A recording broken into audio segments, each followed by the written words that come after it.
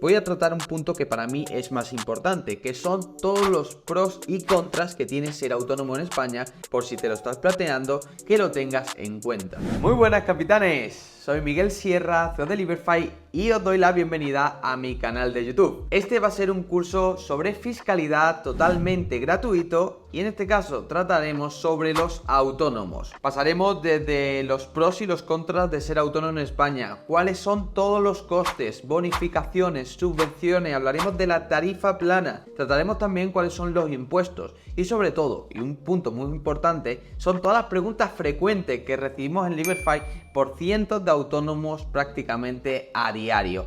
Y todo eso vais a ver de forma gratuita en este curso de fiscalidad para autónomos en España. Antes de empezar, familia, en este vídeo vamos a tratar cuáles son los pros y contras de ser autónomo en España y los principales tipos de autónomos que hay, que en este caso vamos a ver por encima cuál es el del recargo de equivalencia y el del régimen general, tocando un poquito el tema de los módulos, pero muy por encima porque ya sabemos que es algo que tarde o temprano va a extinguirse. Además, es para un tipo muy concreto de emprendedor que en este caso aquí online en Liberfy no solemos llevar mucho. Así que vamos a centrarnos en los principales, en todo lo que tenga que ver con e-commerce, real estate y demás, que os va a ser de muchísima utilidad. Así que arrancamos. ¿Qué es ser autónomo en España? Al final, ser autónomo en España es toda aquella persona física que quiera realizar una actividad económica de forma habitual en España. Además, que sea lucrativa, es decir, que lo haga con ánimo de generar ingresos, es decir, de ganar dinero. Tened en cuenta que esta es la principal figura que se utiliza en España para emprender. En España a día de hoy somos cerca de 3.350.000 autónomos dados de alta que realizamos una actividad económica de forma recurrente y que ofrecemos nuestros servicios o productos al mundo. Autónomo es cualquier persona que realice una actividad económica, como venía diciendo, y puede ser pues desde el panadero de tu barrio hasta la persona que tiene un e-commerce donde tú le compras las colonias todos los meses. Debemos de tener muy en cuenta la palabra que he usado antes, toda aquella persona física. Hay que diferenciarlo de las personas jurídicas, que eso son las sociedades limitadas, que por cierto pronto habrá otro nuevo canal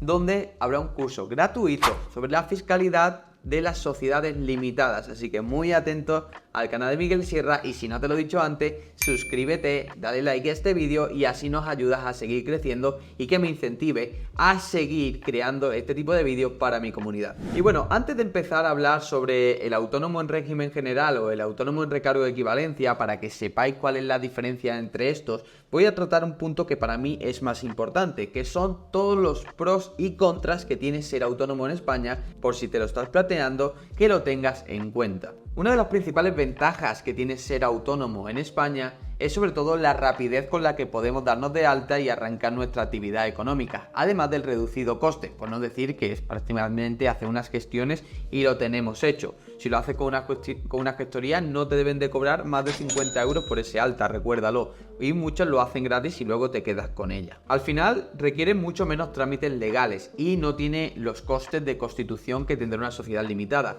que esto lo veremos en el vídeo del curso gratuito de las sociedades limitadas. Además, más adelante hablaremos de todos los costes que tiene ser autónomo, pero para que os vayáis haciendo una idea, los principales son la gestoría que te realiza toda la parte de la contabilidad y demás, y tu cuota de autónomo. Estos son los dos principales costes que tiene un autónomo y no mucho más. Además, no existe capital mínimo para constituirte como autónomo, por lo tanto también abaratamos costes. Recordad que en la SN tenemos que depositar un mínimo capital social de 3.000 euros. Aunque ahora existe con la ley Startup que se puede empezar con 1 euro y demás, pero realmente el capital social va a ser de 3.000 mínimo. Se puede aportar no solo dinero, sino también bienes. Pero bueno, esto es otro tema que hablaremos más adelante. Se mantiene un control mucho más exhaustivo. Esto ya hablaremos entre comillas, ¿no? Más exhaustivo porque tenemos muchas menos cosas que atender. En una sociedad al final todo cambia un poquito y tenemos que separar nuestra cuenta personal de la de la empresa. Por eso dice que hay más gestiones. Pero esto hablaremos más en profundidad, como puede ser un pro o un contra. Si los beneficios son bajos, es decir, que si iniciamos nuestra actividad económica y tenemos unos rendimientos muy humildes, por así decirlo, vamos a pagar algo menos que la sociedad limitada. Recordad que la sociedad limitada tiene un 23% de impuestos a sociedades y aquí en autónomo en IRPF empezamos por el 19%, aunque esto lo veremos en el módulo de fiscalidad. hablaremos del IRPF y todo esto. Pero bueno, al final decimos que pagamos menos como autónomo, pero esto también hay que cogerlo entre comillas porque hay muchos gastos deducibles que tiene la SL que no el autónomo. Así que otra cosa más, otro punto más, que puede ser un pro o puede ser una contra. En general, esta figura existe porque la gestión contable y de obligaciones fiscales es mucho más sencilla que una de una SL. Eso es verdad. Necesitamos mucho menos control contable, no presentamos cuentas anuales, ni libros oficiales, ni un montón de cosas. Pero eso no significa que para mi gusto sea la mejor opción. Es viable para cuando arrancamos porque los costes son muy inferiores.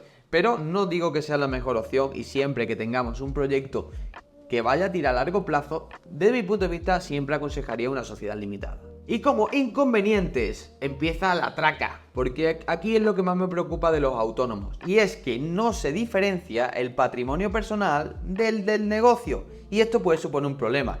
¿Cuántos casos hemos visto en España que hemos llegado a perder nuestra casa y todo lo que teníamos, todos nuestros bienes, debido a una mala gestión de nuestro negocio? Y esto es una realidad. No se separa nuestro patrimonio del de la empresa.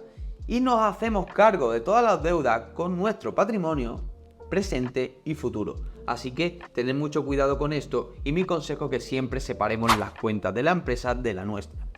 En España existe todavía lo que es el empresario de responsabilidad limitada, donde podemos excluir nuestra vivienda habitual de esta operativa, siempre y cuando cumplamos una serie de requisitos. Pero vaya, tened en cuenta que la ruina puede estar asegurada si lo hacemos mal. Por eso la SL aquí tiene unos pros que van a su favor. Si estás casado en régimen de gananciales, ten cuidado, porque si tu pareja, por ejemplo, es autónoma, puede llegar a alcanzarte al patrimonio familiar. Así que ten mucho cuidado, porque las deudas no solo es del emprendedor, sino también puede ser de su cónyuge. Así que mucho cuidado, porque esto obviamente también es un contra a tener en cuenta. Y por último, no menos importante, es que el IRPF, cuando alcanzamos tramos altos, pagamos una auténtica burrada, estableciéndose el último tramo cerca del 47%. Vaya, casi la mitad de nuestra ganancia iría directamente para el gobierno, para Hacienda. Así que tened muchísimo cuidado con eso.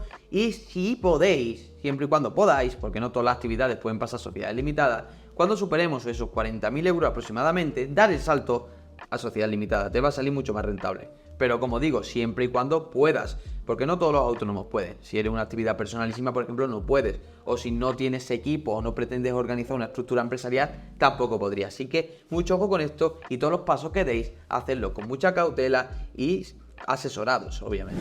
Y bueno, ahora vamos a hablar un poquito por encima de cuáles son los principales regímenes de autónomo en España. Al final hay muchos, ¿vale? Y hay diferentes tipos, pero los principales que más trabajamos aquí en Liberfy son el régimen general, ¿vale? Que es el autónomo de toda la vida como tal y lo conocemos. El de recargo de equivalencia, que está muy enfocado a lo que es el comercio minorista. Aquí, por ejemplo, vais a ser todos los chicos que vendáis en e-commerce, Shopify, Amazon y demás. Y luego tenemos los módulos. El régimen general es el que conocemos todo el mundo, no tiene ninguna particularidad más allá de lo que ya conocemos. Pagamos el IVA, el IRPF de forma trimestral, ¿vale? Sobre todo la parte del IRPF es el 20% a cuenta, ¿vale? Luego en renta regularizaremos si estamos por encima o por debajo de el IRPF establecido en los tramos correspondientes. Eso lo veremos en los vídeos que suceden a este, ¿vale? Donde habrá un vídeo único exclusivamente hablando del IRPF y los tramos para que os quede súper claro. Y el IVA lo pagaremos trimestralmente. Ya sabéis, el IVA funciona de ingresos, o sea, IVA repercutido menos IVA soportado. Y la diferencia, pues, lo que nosotros pagaremos a Hacienda. Recordad que el IVA no es nuestro dinero. Hablaremos muy claramente sobre el IVA y el peligro que tiene, porque muchos consideramos que cuando el IVA está en nuestro bolsillo es nuestro, y estamos equivocados. Somos tesoreros del Estado, se lo debemos a ellos, ¿vale? El dinero es del Estado, no nuestro en ningún momento. Y al final tenemos que realizar estas obligaciones, ¿vale? Junto a las retenciones en el caso de que tengamos, pues, empleados o alquileres. Al final este es el régimen general de toda la vida y no tiene grandes particularidades. Donde vamos a una particularidad importante es el régimen de recargo de equivalencia. Para facilitar lo que es el comercio, se creó este régimen, en donde si no superamos el 20% de ventas al por mayor, es decir, que el 80% del negocio sea minorista, estamos en este régimen. Hay algunas actividades económicas que salen de aquí, como puede ser el tema de las joyerías, venta de materias primas y demás, pero la mayoría se quedan aquí dentro de lo que es el recargo de equivalencia de cualquier otro producto que vendamos. Y aquí la gran diferencia es que nos quedamos con el IVA de las ventas. Recordad que en el régimen general el IVA lo tenemos que pagar. En recargo de equivalencia el IVA no lo quedamos y lo que tenemos que hacer es pagar ese recargo a la hora de comprar, normalmente el 5,2%. Trataremos en profundidad el recargo de equivalencia cuando lleguemos al apartado de la fiscalidad, ¿vale? Donde veremos cómo pagamos ese 5,2% más cuando compramos, pero luego nos quedamos el 21% de las ventas como parte del beneficio.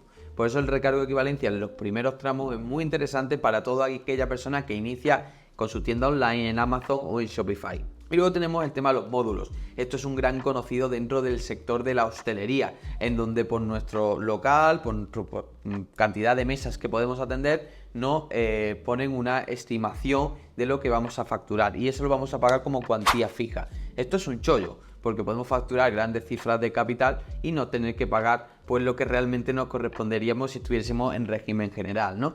Bueno, no trataremos mucho de este caso, a no ser que me lo solicitéis en los comentarios, que haremos un vídeo mucho más en profundidad sobre esto.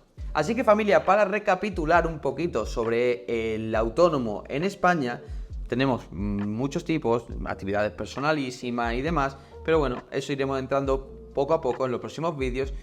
Lo que tenéis que saber y tener muy claro es, sobre todo, que nuestro patrimonio es el mismo que el del negocio, que debemos de tener muy en cuenta cuánto vamos a pagar en IRPF, recordando que es por tramos del 19 hasta el 47% y en algunas comunidades supera el 50%, y que el IVA no es nuestro, excepto en el recargo de equivalencia.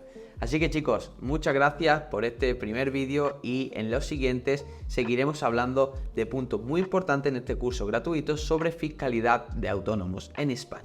Y bueno familia, muy atentos porque en el próximo vídeo vamos a ver cuáles son todos los costes que tiene ser autónomo en España, cuáles son las principales bonificaciones que tenemos, como por ejemplo la tarifa plana, cómo funciona en España, y en el caso de que estemos trabajando y por lo que sea somos despedidos, cómo capitalizar todo ese paro para emprender nuestro negocio, o por ejemplo que nos lo paguen mes a mes, ¿no? Mientras emprendemos.